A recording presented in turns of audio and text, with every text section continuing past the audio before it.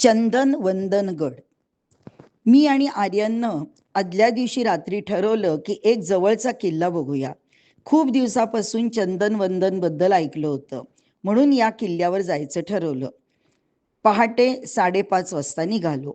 खंबाटकी घाट ओलांडत अगदी 2 तासातच भुईंज मार्गे साखर कारखान्याला लागूनच रस्ता होता. तिथून गडाच्या पायथ्याशी पोचलो. सकाळची वेळ असल्याने खाली कोणीच नव्हते.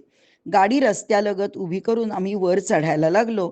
वनविभागाचे अनेक सूचना फलक दिसले. परवानगीशिवाय वर जाऊ नये असे पण होते. आता सकाळी सकाळी परवानगी कुणाकडून आणि कुठे मागायची असा प्रश्न पडला. तरी पण आम्ही पुढे वर निघालो. वनविभागाने बऱ्याच ठिकाणी वॉच टॉवर बांधले आहेत. खूप सुंदर आहेत. अर्ध्या रस्त्यापर्यंत छान पायऱ्या पण केल्या आहेत. गडाला वळसा घालत मागच्या दिशेनं तिथून पण अजून एक वर जायचा रस्ता आहे. तिथे वर गेलो. वाटेत 2 कबरी दिसल्या. उगाच केल्या होत्या का खरोखरच जुन्या होत्या माहीत नाही.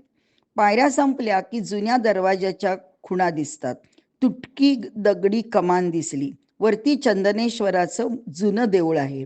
त्याच्या बाजूला पाचवड असा विशाल वृक्ष आहे.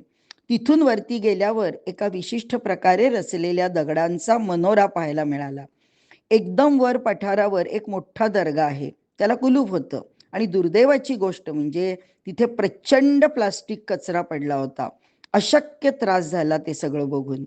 आम्ही दोघं पुढे गेलो. वंदनगडावर जायचा रस्ता पाहून आलो.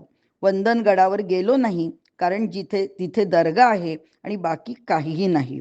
खाली येताना आम्हाला वनविभागाच्या पोलिसांना अडवलं आणि सांगितलं की वर जायला परवानगी नाही.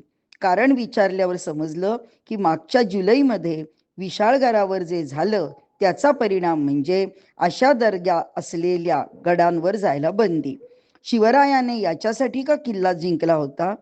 असो, वरती वातावरण खूप छान होतं आणि आम्हाला खूप मजा आली.